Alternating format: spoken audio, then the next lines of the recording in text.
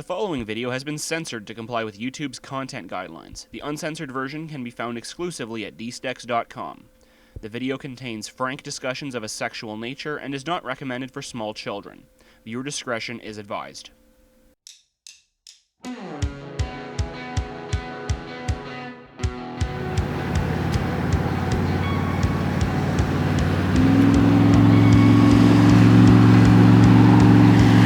Hi, I didn't see you there, random person holding a camera on the beach. The second summer of Sonichu is here, and the beginning of the end begins. Let's kick this summer off with a bang, and I mean a literal bang. And by literal, I mean metaphorical or idiomatic. Hedgehogs are about to I'm Daniel Steckley, and this is the second summer of Sonichu. Rebel, rebel, you're the toil and the trouble, gonna make yourself a mess. Rebel, rebel, gonna make love to the devil in that paper mache dress. Rebel, rebel, never ever gonna settle, you want yourself a dream.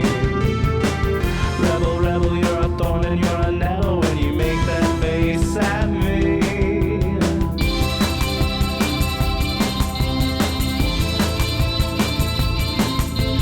Oh, oh, oh, rebel, rebel. The cover to issue 8 depicts the Rosachus in swimwear, somewhat strangely. Why strangely? Well, Angelica and Bubbles are both wearing swimsuits that are drastically more conservative than their usual attire, which is nothing at all. Bubbles is a water type, who we've seen swimming on various occasions, but now she's wearing a bikini because beach episode. And Angelica is even more conservative yet, wearing a one-piece when she usually wears nothing except a pair of high heels. The other two Rosachus on the cover, Rosachu herself and Lolisa Rosachu, are at least normally depicted clothed. And yes, I realize that inconsistent clothing standards are not Chris's development, that's something inherent to Sonic characters.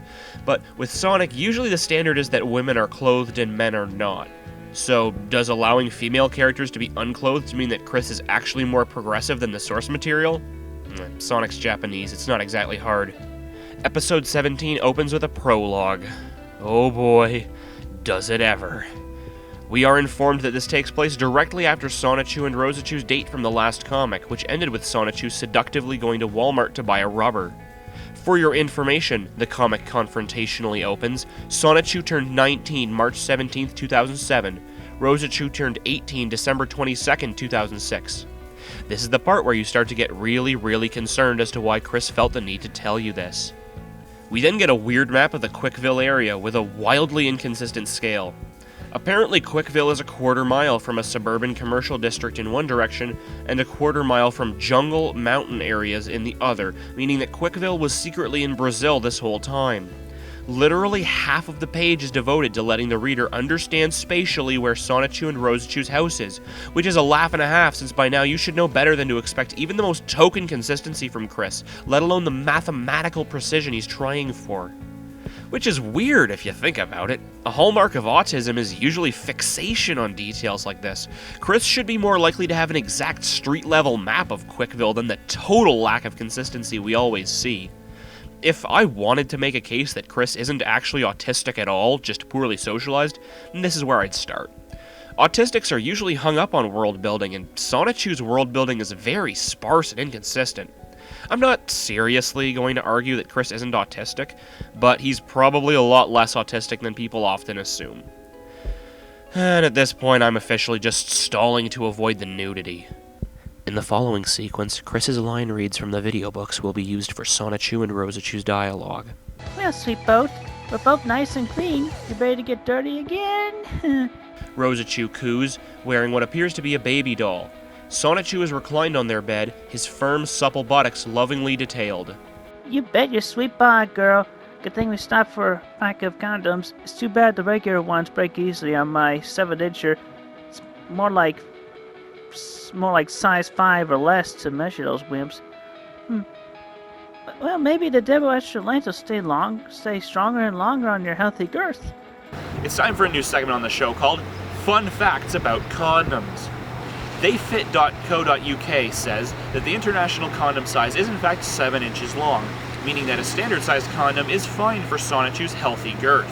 Furthermore, Sonic the Hedgehog's canonical height is 3'3". meaning that assuming Sonichu is the same height, his represents a fifth of his height.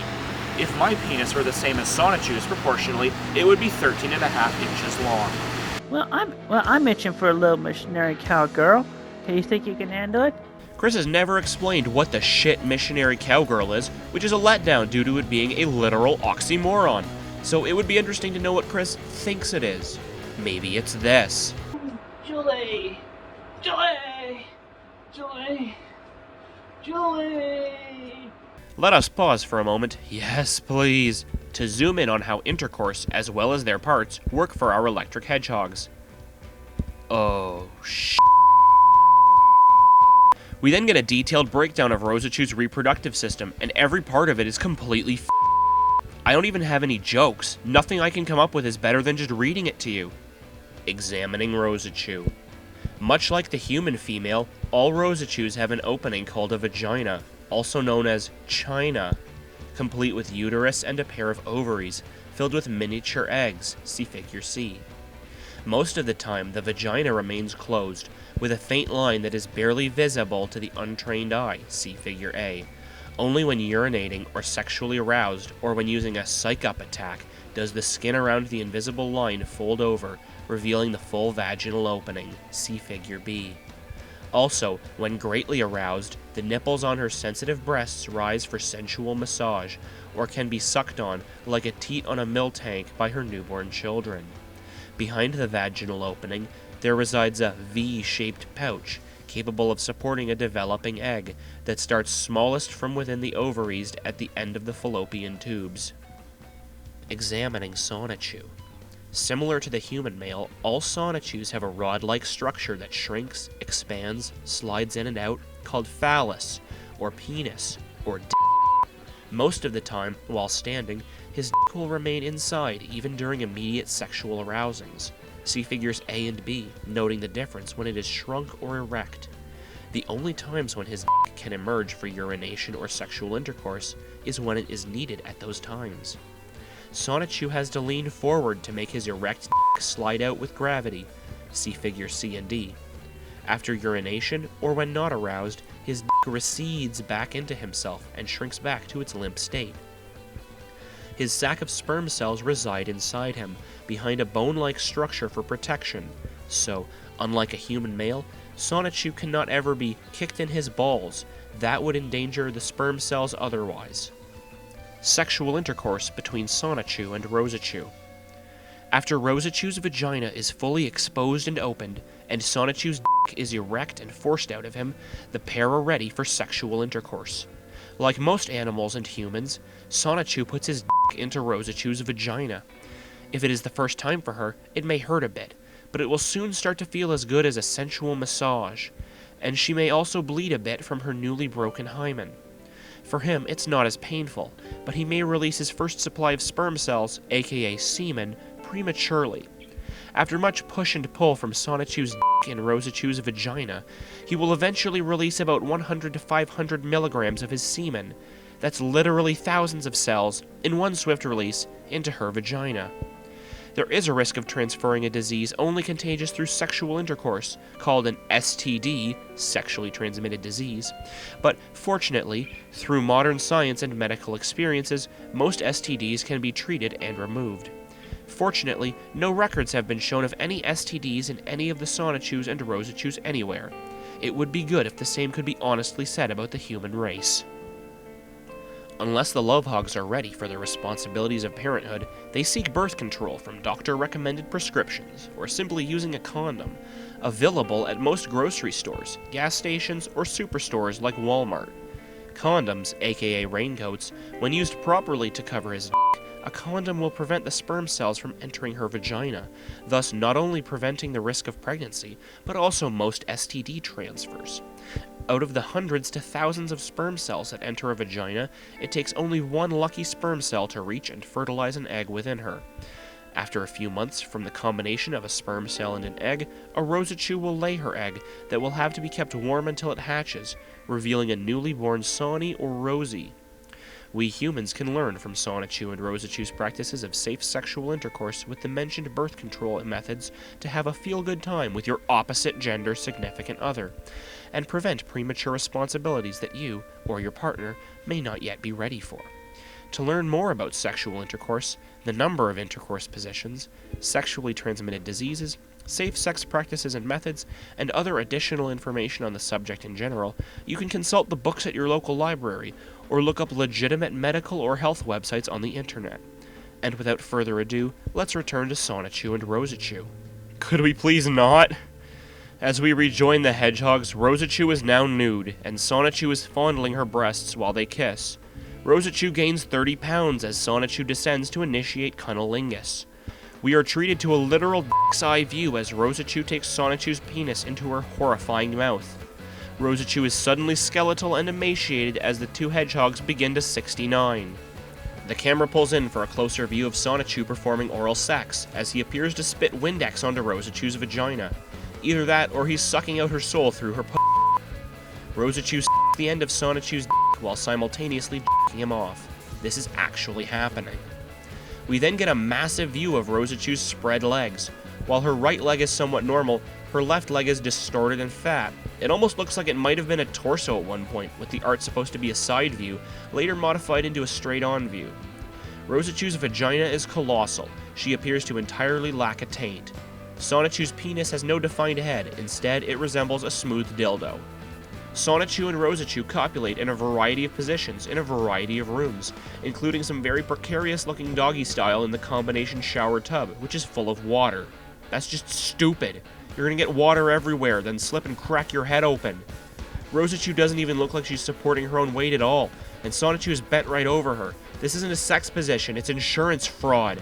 And also, why is Rosachu wearing a bathing suit in the shower during sex?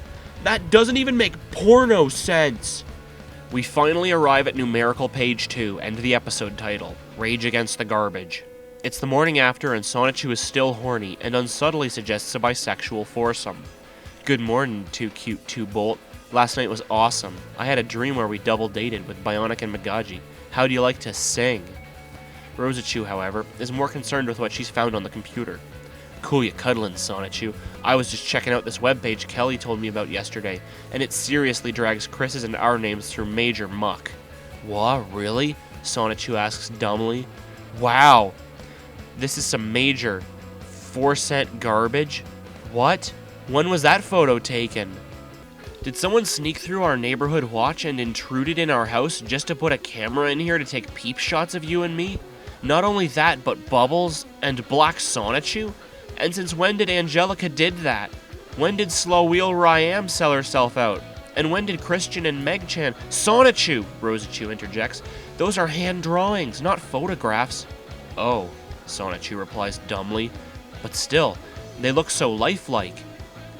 Okay, so maybe right now you're confused. That's probably because Chris just took the fourth wall and turned it into a Mobius strip. The art that Sonichu and Rosachu are discussing is in fact Chris's own Rule 34 artwork that he uploaded to his Encyclopedia Dramatica page, which he here confuses with 4chan. So we've established that this art exists in the world of Sonichu, okay, but the comic never addresses the fact that it's art Chris drew and released to the public, except for the reference to She Came for Quick right at the end there, which Chris did own up to drawing back in the first Time Void. See, here's something you need to know. There is no Sonichu canon or Sonichu universe. In Chris's mind, what is depicted here on the page is actually happening in reality, in a real alternate Quickville dimension, which is how the characters are able to see the ED page of Chris, the comic author. But doing this raises some serious questions. Does the comic then exist in the world of Sonichu? It must. In fact, I suspect that the peep shots Sonichu mentions at the top of the page are in fact the previous pages of this very comic. But they're not photographs. What would a photograph look like to Sonichu? That might actually be a joke here. When Sonichu confuses the drawings for photographs, it's because he is a drawing and so he cannot tell the difference. But then how can Rosachu know that they aren't photographs? Also, her reassurances that the images are just hand drawings doesn't make sense, because that would imply that a hand-drawn image is not a depiction of a real event. But this comic is a hand-drawn image, and Chris very much believes it to be a depiction of a real event. What is the difference between a drawing that is happening and a drawing that is false? And what's nuts is that I'm not just being a dickhead here, this is a fucking plot point, because later on things happen because Chris does not distinguish between real and false drawings, or more accurately, does not appear to believe that a drawing can be false. That was the engine that drove the Asperchu saga. Maybe this is just a brief lapse into sanity, but I'm not nitpicking here. If drawings exist which do not depict true events, then the finale of the entire Sonichu comic makes no damned sense.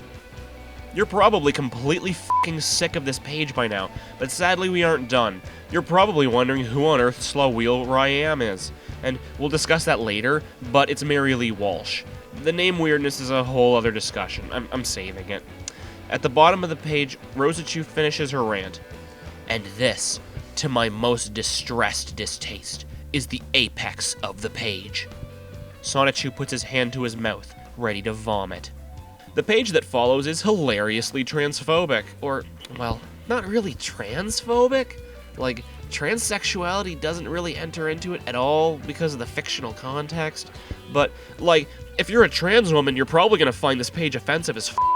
I almost feel like crying that game as well, but thank God for blessing me with a healthy set of woman parts. How dare they portray me otherwise, those monsters. Curse every last idiot behind this garbage. Sonichu crawls out from the bed, ceasing his dry heaving, to say, I can't believe those monsters. The last time I checked, you were an all-true, full-fledged woman. And you were the main woman in this month's Pokeboy magazine. If the centerfolds in this magazine do not prove that you are all woman, then you'd have to go down there and prove it to them. So Sonichu, weenie that he is, nearly fucking threw up because of some girl pics, or as the cool internet people call it now, Fudanari. Or, I think that might not mean exactly the same thing. If you understand the difference, please post a comment, or don't, because it's not like it's something I want to think about a lot. Okay, that came out wrong. I mean, it's not like I wouldn't... I just keep on digging. So Sonichu literally passes out from the stress of lady penis, so Rosachou goes on a quest to prove her vajayjay. And by quest, I mean she goes into the bathroom to take some nudes. Lousy dickhead idiots. If they think they can get away with putting a strap on over my glorious, beautiful their behinds are gonna get spanked hard. I'll start with replacing their slanderous mockeries with an equal number of my own self-centerfolds. Wait, Sonichu said not 2 pages ago that you posed for Playboy and totally showed your vagins. If public nudes of you already exist, then this is clearly a vain effort. Also, holy f***, look at Rosachou's face. The next 2 pages are a collection of Rosachou's nudes, at least 4 of which are traced from Rule 34, so now you can know what Chris spanks it to. You've got Amy Rose, because duh, Meg Griffin, already knew that, Rouge the Bat, coulda guessed that one, and, Transformers porn. Okay. When this obviously fails to change the minds of 4-cent garbage, Rosachou, Sonichu, and Wild decide to go to the website's headquarters, which Chris imagines to take up the entirety of a 72-floor office building. For reference, One World Trade Center, the tallest skyscraper west of the Atlantic, has 94 floors. It was good of Magi-chan to teleport us here, Rosachou says. By the way, you've called earlier to make our appointment. What's the name of who we're meeting? Well, Sonichu says, he did not give his last name. He only introduced himself as Jason. On the side of the page, we see a secret note. Guess Jason's last name now. Voorhees! The millionaire and his wife from Gilligan's Island make an appearance, not even to really make a joke, just to be there, presumably because Chris had been watching some Gilligan's Island that week and wanted to work it into the comic. I would never do that. I got work to do. Have fun getting a job since you kicked out of grade 10, you dummy. Wild says, well, while y'all are wheelin' and dealin', I'll search for the 6th Sonichu ball crystal that Magi-chan detected in the building. Oh man, more of my favorite exposition style, relaying information discussed off-screen that the characters would already know. And is Wild just deciding now that he's going to do this? The Sonichus decided to go to a building they knew to hold a Sonichu ball without any intention to get it? A day doesn't go by when I can't help but appreciate the stealth teachings of my father. He was leader of his cut-sharp clan of Scyther and Sizer. My mother was Korean. My father was Black American. One day, on a mission for swift revenge upon the Charmeleon cult for burning down their jungle dojo, he was captured by poachers. I was close behind his trail when it happened. I wept as I saw him being put into their van. I tried to release my father, but he told me to stop. He said there was no way I could cut through that steel, and they drove off, and the last thing I saw of him was the passing of the torch look in his eyes. Since then I swore revenge on those monsters. I didn't know you had a father, Rosachu says. I thought we are all orphans. No, but seriously, where the f*** did that come from? Wild Sonichu turns invisible, which the text describes as the conversion technique. I learned it from a passing Porygon Wait, what the f***? What the f*** was the point of that whole digression about Wild being thankful for his dad teaching him stealth if he learned invisibility, the best stealth skill you can have, from some random Porygon? Sonichu and Rosachu enter the 4-cent garbage building, the interior of which is painted aggressively red. 4-cent garbage's receptionist is the literal devil, in short shorts. Excuse me, Sonichu says. My lady friend and I have a 2 o'clock appointment with the head of your company. Duder, after the shit you two were up to back in the prologue, lady friend is not the term. Yeah, sure, says the actual devil. Go to the opposite side of the column and take the elevator up to floor 66 plus... Oh, f*** off. Seriously? Here is a drawing of the devil with anime exasperation symbols. Sonichu calls the elevator and is miffed that the f***ing devil was a bit impolite. Unf. Can you believe how rude that guy was? He wouldn't even turn around for simple eye contact. Also, autistic people don't like eye contact. Like, really don't like it, so it's interesting that Chris mentions it here. But maybe he just meant facing each other. Rosachu tries to control the situation like Sonichu is about to throw a fit. Sonichu, I understand that he offended you, but remember Joseph's story. Forgiveness. Then all of a sudden there's a cross with a dove on it behind Sonichu and Rosachu. Sonichu and Rosachu board the elevator, and Wild Sonichu begins his infiltration, as our first look at Issue 8 draws to a close. Next time on Bad Reviews After Dark, the elevator to child pornography, Rosachu's incredible transformation, and the old glory that is the red, white, and blue. All of this next week on Bad Reviews After Dark. Hey there, excited for next week's Bad Review? Patreon backers can catch it already at www.patreon.com/DStecks. And it's not too late to sign up and take an early look at the next week's episode. All it costs is $1 per video that I release, so you only pay if I make content. It's a safe bet either way. So if you want to check that out, head on over to www.patreon.com/DStecks and sign up. You can log in through Facebook, so it's safe and secure, and pretty inexpensive entertainment, I'd think. Anyway, I'll catch you guys next week, or if you want to sign up at Patreon, I'll check you out over there in just a second.